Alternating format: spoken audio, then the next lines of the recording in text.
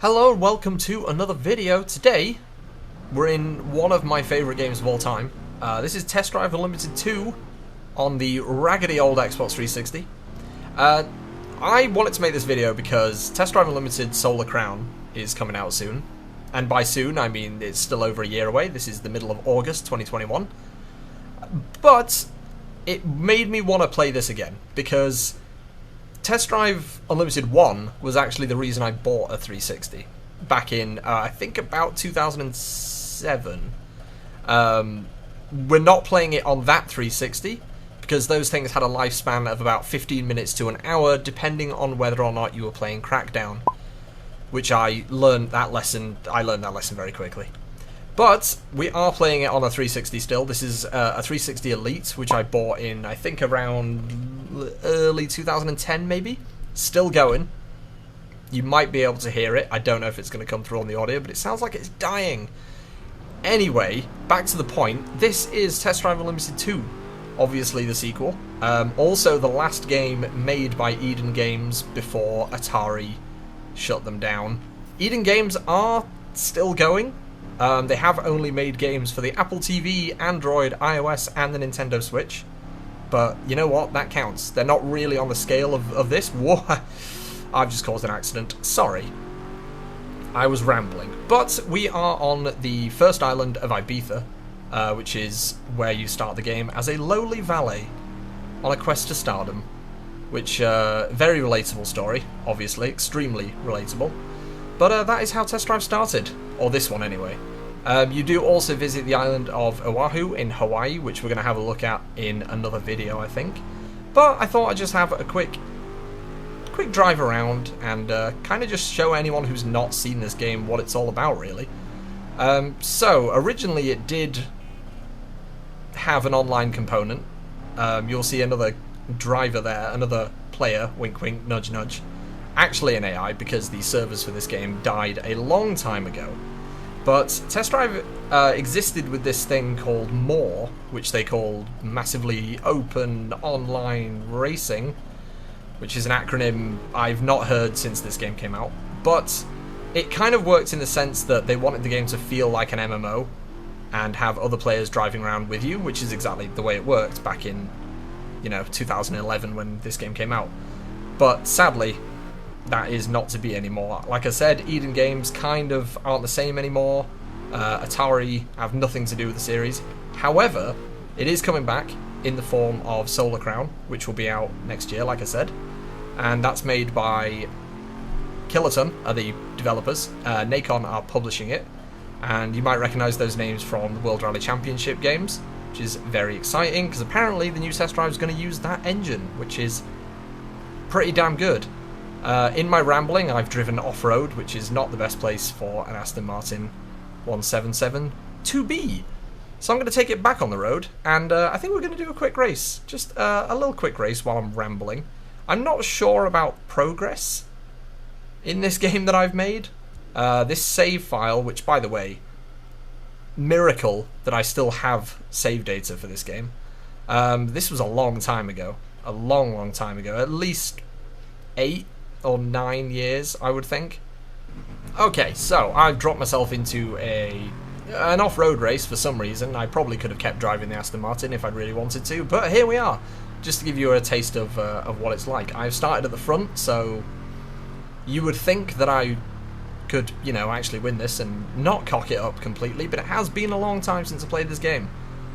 I want the handbrake, and it's in there somewhere.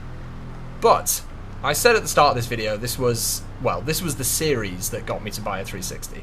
Not the original game. The first game, I played at a friend's house in about 2000 and whenever this game came out, which is escaping me right now. But I played this game and my buddy showed me what it was all about, and it blew my mind, to be honest. In the space of about 6 months, in around 2007. I was shown this game by one friend of mine, and I was shown the original Mass Effect by another friend of mine, and I thought, why don't I have a 360 yet? The answer is, of course, I was about 12 years old and didn't have money to my name. However, we made it we made it around that with the help of these things called family. Not the Dominic Toretto one. That's a totally different thing. But ended up buying myself an Xbox and picking up Test Drive, and I adored it. Honestly, it was addictive. To be honest, it was the kind of game that I mean, I've always liked cars, really, ever since I was a kid, and playing this game for the first time,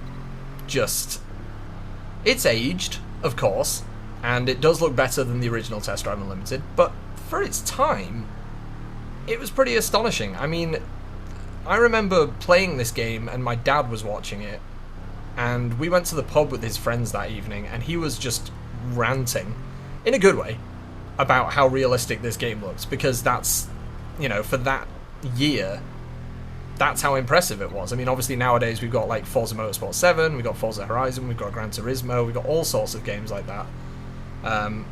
And they look incredible. They look absolutely lifelike at this point.